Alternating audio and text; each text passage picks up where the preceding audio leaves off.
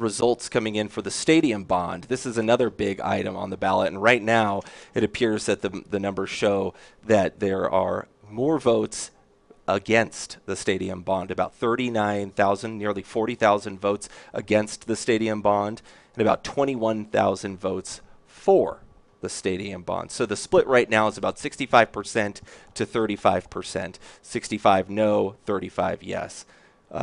This is an interesting race to me, because I think about months ago when the mayor's race first started, and Mayor Keller was out there, and I think there was a lot of momentum that seemed to be for the stadium bond. And I say Mayor Keller was out there in front of a crowd at the New Mexico United's first home game of the season, sort of declaring, hey, let's go out and show the support in November.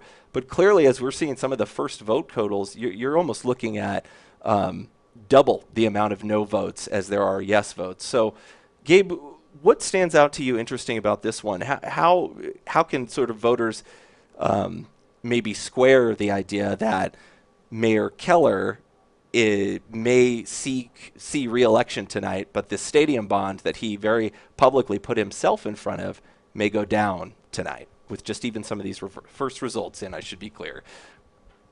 Yeah, this stadium's not going to pass. I'm confident being able to call that one, and actually was thinking about doing that even without seeing the early vote numbers. I think one thing that's really interesting is you've got to keep in mind here in New Mexico, and particularly in Albuquerque, voters are very supportive of these bond issues. And in fact, I'm pulling up the numbers from the Secretary of State right now in terms of early vote, and everything else is passing with wide margins. So it's just the stadium that sticks out like a sore thumb.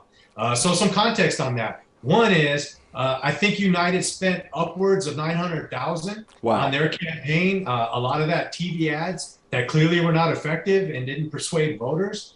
And so I think at the end of the day, although Mayor Keller did attach himself to this and has publicly supported the stadium, I believe the governor also did as well. Right. Clearly voters are making a distinction between that and saying, look, and I would go as far as saying that we should not read into this that voters are not supportive of having a stadium.